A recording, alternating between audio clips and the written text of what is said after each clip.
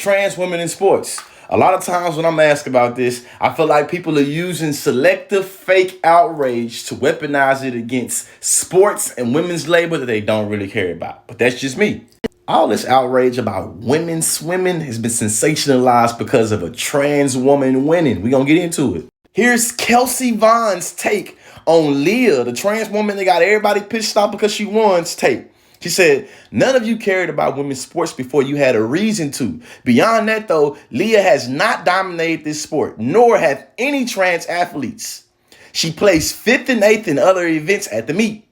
Also, the 500 free sucks, and I've seen many men flop out the water following that event. I give mad props to whoever does that event. I purposely sandbagged it so I wouldn't have to do it. But let's go on with it. But her wingspan and her height, the biological advantages.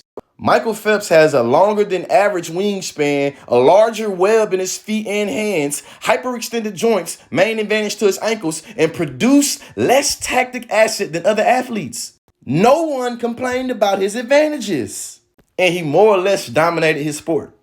Some women are tall also, but if it's a tall woman, assigned female at birth athlete, no one yells that they should compete with males. If you go after one athlete body, you have to go after all of them. If you only go after Lia or other trans female athletes, you're transphobic. Furthermore, we draw the line at natural advantages. From my perspective, a lot of y'all just use trans women in sports as an aha gotcha moment to be like, yeah, I told you them trans women ain't women, and we got to admit they got X, Y, and Z. That's what I think y'all doing. And if we're being real, most of society got issues with women that have muscle mass. Peep game. Trans revolutionary anarchists tweeted this picture and said, I don't know. That's just kind of how athletes look. I can't find my glasses. Then Essence responded and said, very male build. Maybe this individual should compete with the males. Then watch this aha moment right here. That's Katie Ledecky, a cisgender woman. Cisgender mean they were assigned female at birth. 636 likes, over 500 comments. Some of them like this. Visha Smith says, my issue is that they let trans women compete and they have disqualified actual women, cis women, because they have had too much natural testosterone. It's an ass backwards. I usually agree with your content and you have some great points. But this, no. This is how we're going to do it. We're not going to discuss Lia without mentioning how Caster was treated. You see what I'm saying? She isn't a trans woman. She isn't transitioning. She's just wonderfully built, muscular black woman who dominated the frail, thin white woman who consistently lost to her. But peep game. We can talk about transphobia and misogynoir. Y'all know I'm country is how I say it, and how black trans women are at the forefront of that. Shout out to Karen J. Phillips. I like how she put this because two things can be true. The disregard of black women and black female athletes isn't a new thing. Don't tell me that Brittany Griner's race and sexuality hasn't played a big role in her situation on why we may have to have been targeted in the first place. Race is also why Naomi Osaka was recently booed and why white feminists like Jane Champion chose to belittle the accomplishments icons of Venus and Serena to make it feel like her herself is working in a male-dominated industry.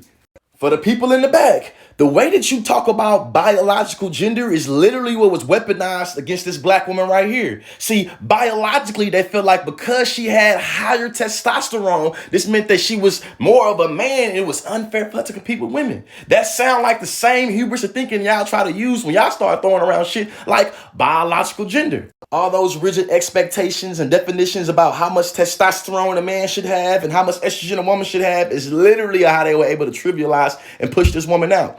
That's because new rules from track's governing body, the world athletes under this rules, Caster and the other female athletes who refuse to lower their naturally high testosterone levels are barred from competing in races.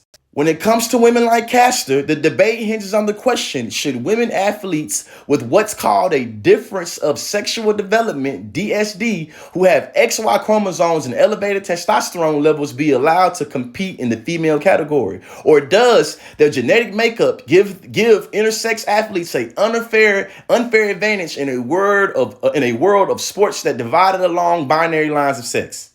They literally debating, does their genetic makeup give their intersex athletes an unfair advantage to the world of sports that's divided by the binary sex lines? Do you know what intersex is? How do intersex people fit into biological gender? A person born with reproductive or sexual anatomy that doesn't fit in the boxes of female or male. Some doctors do surgery on the intersex babies and children to make their bodies fit in a binary idea of male or female. If a person is born intersexed, you feel me? How do you push them into the shits?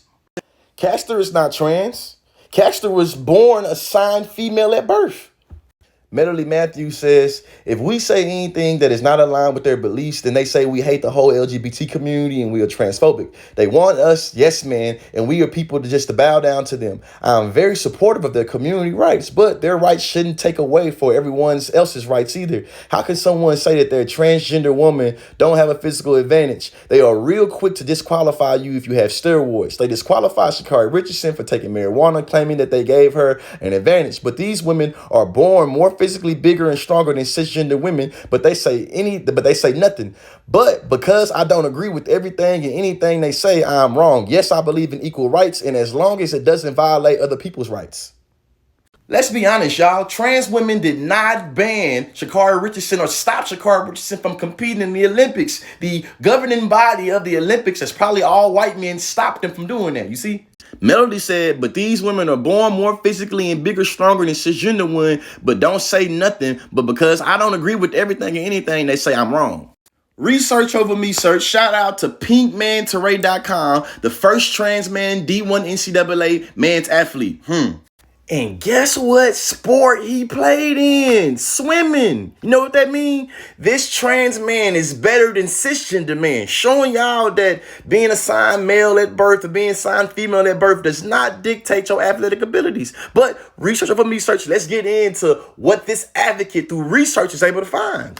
First, number one lie. Lia's dominating in sports category, shattering records only because she is trans. Lia won the 500 freestyle of women's swimming in the NCAA championships, which is not the same thing of what Sha'Carri was barred from. She was barred from a different governing body. You feel me? The Olympics. But I digress. Becoming the first known transgender athlete woman in the NCAA championship title. Many reports have claimed that Lia dominated in destroying the women's sports as a result, but this is inaccurate. While Lia's performance is incredible, it was not dominating. Here's some facts. 27 records were broken at the NCAA champs this year. Lia didn't break a single one. Not an American, US Open, NCAA meet, or even a pool record. She didn't break no records. And if you look at her times and not just go off of the transphobic outrage, you'll see that her time has always been inconsistent. Lia's time in the 500 free was 4 minutes and 33 seconds as of March 21st, 2022. This is not even top 50 in the country of all fastest swim times. 59th is not too shabby, of course, but by no means is it dominating. And she been trans. She been working hard, y'all. Lie number two. Lia changed from 462nd on the men's team to first on the women's teams, and therefore unfair.